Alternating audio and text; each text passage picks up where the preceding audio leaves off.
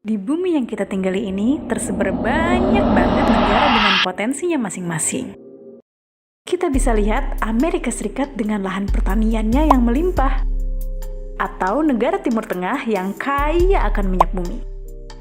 Banyak faktor yang menyebabkan hal tersebut, mulai dari letak geografis, sumber daya alam, kondisi ekonomi, dan sumber daya manusia yang dimiliki.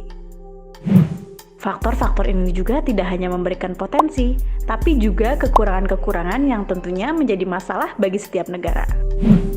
Lalu, gimana sih caranya agar masalah itu bisa ditanggulangi? Gimana caranya negara-negara yang lahan pertaniannya sempit bisa memenuhi kebutuhan pangannya? Atau negara-negara yang justru hasil pertaniannya melimpah bisa lebih memaksimalkan potensinya itu?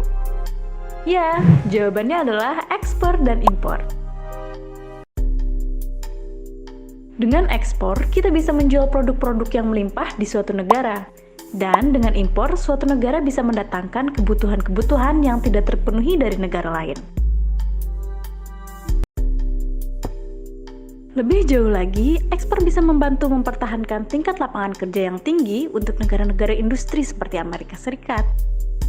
Pada tahun 2012, Amerika Serikat diperkirakan memiliki 4,9 juta orang yang terlibat dalam produksi barang atau jasa yang dijual ke negara lain.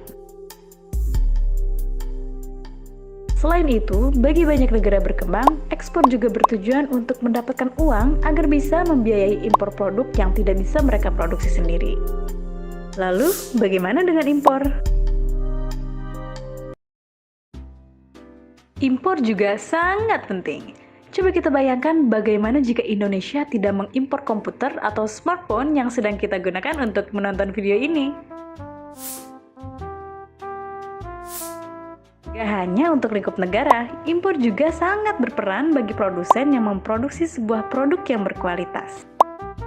Kita lihat iPhone, ponsel pintar asal Amerika Serikat ini mendatangkan komponen-komponennya dari berbagai negara.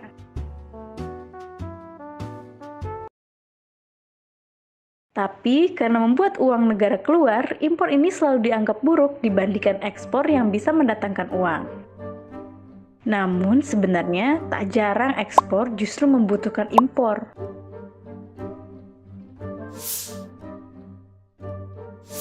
Tekstil di Indonesia misalnya, industri sebesar 150 triliun rupiah ini menyumbang 1,11% PDB nasional pada 2017 dan merupakan salah satu dari 10 eksportir terbesar di dunia.